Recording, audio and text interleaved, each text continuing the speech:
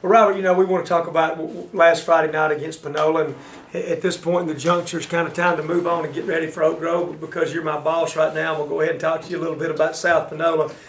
It was a game that was very much anticipated by our program, by our coaching staff, by our players, and I think by our entire community.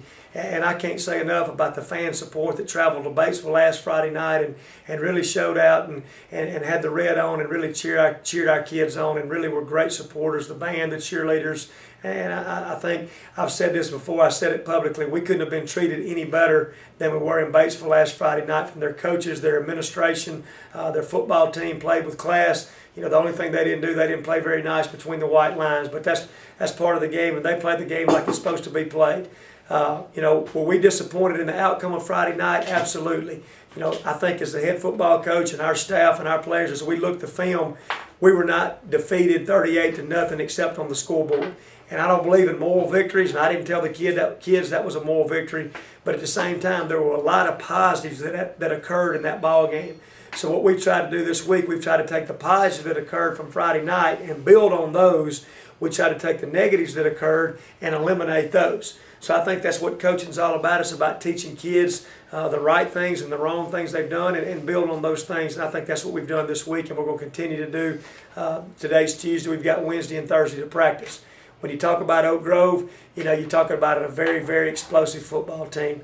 When you take a team that has 5 kids on it that are Division 1A talents, I don't know if anybody in the state or anybody in the South will have 5 kids to sign Division 1 scholarships this year, but from their wide receivers to the running backs to the quarterback, they're a tremendous talent. I know their quarterback has been injured, and I hate that for him and his family. He's a tremendous competitor, and that's somebody I'm looking forward to, that I was looking forward to playing this week because of the caliber player he is. And I think those type players make you better as a football team as the season goes along.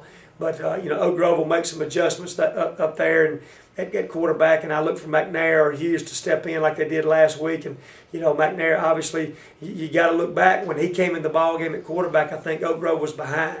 And once they settled down and figured out what scheme they were going to run with him, that was a tremendous coaching job by Coach Barr and his staff, to pull that off the way they did, because I dare say over the last 3 weeks they've not practiced that a whole lot. At the same time, defensively, I think Oak Grove is a very active defense. They're going to mix it, their fronts from what we call an under front to a base front, and they're going to play cover 2. I think when you go full wides, we're going to get some man coverage.